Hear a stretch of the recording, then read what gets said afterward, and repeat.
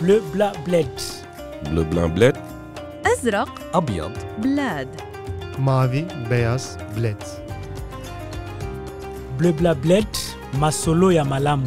قصص إيجابية. Pozitif hikayeler. Bleu, blanc, bled. Des histoires en positif.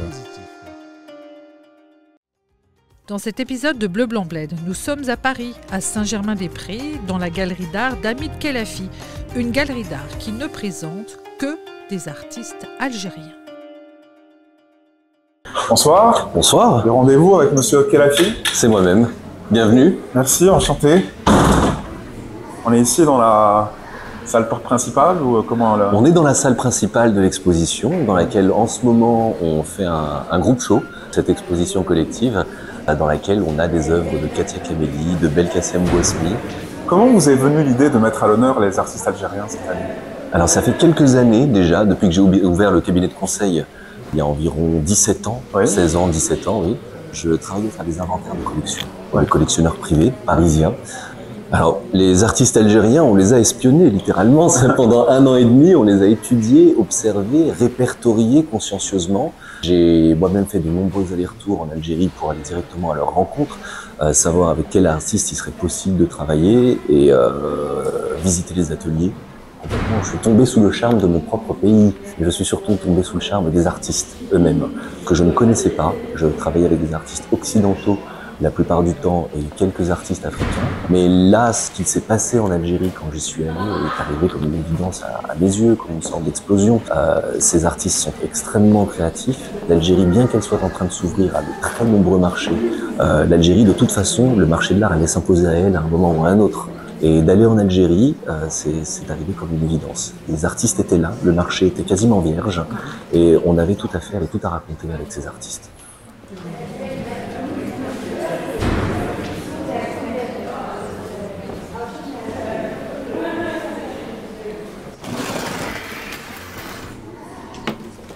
Est-ce qu'en France, cette idée de mettre en avant des artistes algériens est apparue comme saugrenue, pardon? Quand je l'ai évoqué auprès de certains collaborateurs, certains proches, a été reçu de façon très négative.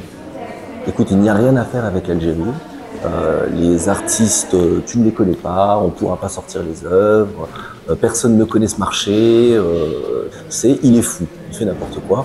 Moi, ça a été un signal plutôt bon, parce qu'en général, dans ma vie, je me suis rendu compte avec les années, avec mon expérience, que quand beaucoup de gens fuient, il faut se ruer. Après de longues recherches que nous avons fait avec les assistantes à la galerie Émilie et Luna, on s'est rendu compte que personne ne l'avait fait avant. Et ça, c'était une grande surprise. On s'était dit au départ que finalement, on avait mal cherché. C'est pas possible qu'un pays soit resté aussi loin du marché de l'art, n'ait pas réuni des artistes pour en faire quelque chose et les montrer sur la scène internationale, nous a paru complètement lunaire.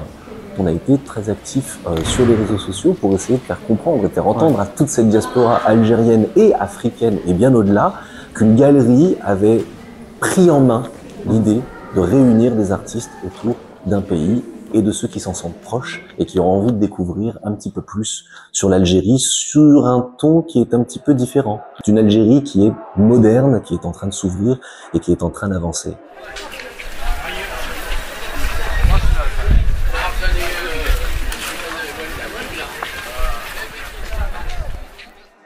Mais cette démarche que vous êtes en train d'exposer là, qu'est-ce qu'elle dit de vous, personnellement? Je pense qu'elle dit quelque chose qui est très universel chez les Algériens, en tout cas les Algériens de la diaspora et ceux qui ont grandi, qui se sont tenus éloignés quelque part de leur pays pendant très longtemps. On a envie de s'en rapprocher. Il y a quelque chose qui nous appelle. Le contact avec sa culture et avec son origine, bien qu'elle ait été, avec de très grands efforts, coupée par l'époque de la colonisation, aujourd'hui, nous sommes une génération qui a envie de rétablir des liens.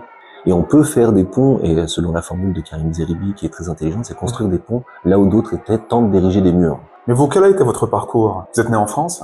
À Paris, dans le 19e, rien de très exotique jusque-là. Vous avez fait des études d'art? J'ai commencé par le journalisme et je voulais être reporter de guerre. D'accord. Justement, parce que je voulais aller témoigner de ce qui se passait un petit peu partout dans le monde, très touché très tôt par la famine en Éthiopie. La formation m'a pas plu du tout. Donc j'ai changé de direction, je suis allé travailler dans le luxe. Je suis passé par Dior, je suis passé par Chanel, et après avoir fait Dior et Chanel, on m'a contacté pour rentrer chez Christie's. Et là, je découvre le monde des ventes aux enchères. Et plus tard, je ferai mon diplôme à l'école du Louvre, donc un master à l'école du Louvre, et un diplôme d'expertise légale et scientifique, donc droit de l'expertise et expertise scientifique à l'université d'Assas. Cette partie-là donnera la légitimité, c'est un peu la cerise sur le gâteau, qui m'a permis d'ouvrir à une clientèle beaucoup plus prestigieuse, de collectionneurs parisiens fortunés. Bonjour. Bonjour messieurs. Bonjour. Bienvenue à la galerie Hamid Khelaifi. Alors, on présente en ce moment l'exposition de Dalila d'Alias Bouzard et elle nous propose des œuvres en grand format, des grandes toiles sur lesquelles on retrouve des corps de femmes. Nous, on passait un peu par hasard, on a été intrigués par les couleurs justement. Du coup, elle est autodidacte. Elle a commencé par la biologie avant de faire les beaux-arts ensuite à Paris. Vous parlez d'Algérie, justement, mon ami vient d'Alger, de passage à Paris. Elle a fait toute une série de 8 tableaux qui s'appellent Les femmes d'Alger, numérotés de la 1 à la 8, du fameux tableau Les femmes d'Alger. La vision que Dalila portait sur les tableaux de la Croix, aussi les inspirations auprès d'Ingres. Dalila, quand elle fait cette critique quelque part et cette réadaptation de la peinture des femmes d'Alger, on les voit sur une peinture, elle représente une femme punk avec les cheveux qui lui recouvrent la moitié du visage. C'est une réappropriation en fait. Ce serait beaucoup plus une réappropriation plutôt qu'une critique de l'orientalisme. Je pense que Dalila laisse la critique aux critiques. Ça a été assez dur parce que, quelles que soient vos compétences, là je parle d'acharnement, pour y arriver j'ai travaillé 7 jours sur 7 et parfois plus de 100 heures par semaine. Pour y arriver, il n'y a pas de recette miracle quand on s'appelle Hamid Khelaifi, qu'on a travaillé sur le marché de l'art. Il fallait passer par là, j'y suis passé. Mais quelle que soit l'énergie, le travail, les études, votre niveau de connaissance que vous pouviez avoir, il y a eu un rejet, un blocage de certaines personnes. On n'avait pas l'habitude. Quelque part, comme je le dis, il faut éduquer les gens. Ce ne sont pas chez les grands patrons, ce ne sont pas chez les grands collectionneurs et les grandes fortunes que j'ai vécu ce racisme, pas du tout. Et c'est ce qui est assez surprenant. Ce sont par les autres personnes qui travaillent dans le marché de l'art.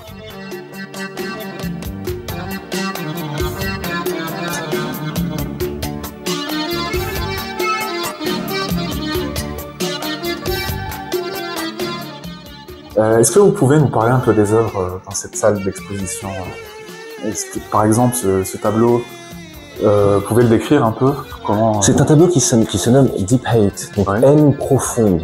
Il nous parle d'une partie de la vie d'Adlan Samet, qui a grandi en Algérie et qui a vécu des années noires. Donc, il était encore enfant et adolescent quand il a passé ces années-là. Moi, quand j'étais enfant, je jouais aux cow-boys et aux indiens. Et en Algérie, les enfants jouaient à terroristes. Voilà, avec les gars de l'armée. Je suis allé en Algérie à l'époque de la décennie noire. Je savais ce que c'était que les couvre-feux, de devoir rester à la maison, de ne pas sortir. Quand on était gosse, nous, en Kabylie, on voulait aller d'un point A à un point B, on levait le pouce et on rentrait dans n'importe quelle voiture pour faire du stop. Et à ce moment-là, c'était terminé, on pouvait disparaître. Donc cette liberté, cette vie dehors était terminée. Et Adlan a vécu ça avec beaucoup de profondeur, au travers de monstres, quelque part, d'un personnage qui chevauche un bélier et qui lui balance du feu au visage. Adlan était fasciné quand il était enfant par cette idée que pour l'Aïd el-Kébir, il fallait avoir le mouton avec des cornes. Et c'est ce qu'il exprime dans cette œuvre. Mais vous, est-ce que vous êtes engagé politiquement? Parce que je vois là des tableaux qui disent quelque chose. Et ce que font nos artistes, et c'est ce que j'ai remarqué avec les artistes algériens et les artistes maghrébins, disons de façon un petit peu plus large, et beaucoup d'artistes africains, c'est cette capacité à aller rechercher les émotions très profondément et de pouvoir en parler avec une liberté qui est aussi importante. Avec cette œuvre de Belkacem Bouasmi qui s'appelle Marlboro Bled, qui représente un haraga, donc ces jeunes ou moins jeunes qui essayent de traverser la Méditerranée vers l'espoir d'un avenir meilleur. Il a modelé le visage de cette œuvre hyper réaliste sur la forme de son propre visage. Donc c'est véritablement Belkacem Bouasmi que l'on voit représenté penché en avant, tirant derrière lui un radeau dont l'arrière est en train de se déliter, avec des papillons qui sont posés sur le visage, des papillons dorés qui représentent les illusions qui le tirent et qui le poussent vers l'avant. Mais cette œuvre-là n'était pas destinée à être mise en galerie. Elle était destinée à être installée au métro Barbès-Rochechouart. Et c'est l'histoire formidable de cette œuvre. Oui. C'est que Belkacem Gouaspmi l'a pensée pour une expérience sociale. Donc oui, peut-être que cette œuvre est une conséquence politique. Et lorsqu'il l'a installée au métro Barbès-Rochechouart, elle a énormément touché. Certaines personnes ont tilté tout de suite, certaines personnes ont fondu en larmes, et d'autres ont été choquées, notamment les vendeurs à la sauvette de cigarettes, qui quelque part se sont vus.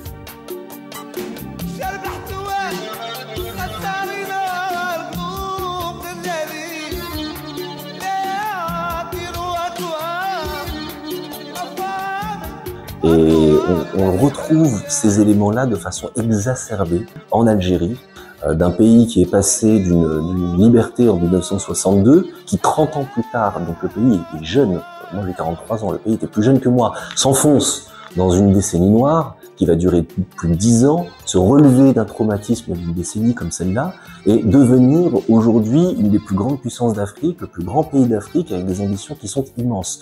Ça se digère. Vous savez, ma mère est née en 1957, ça veut dire qu'elle a connu toutes les étapes dont je viens de vous parler.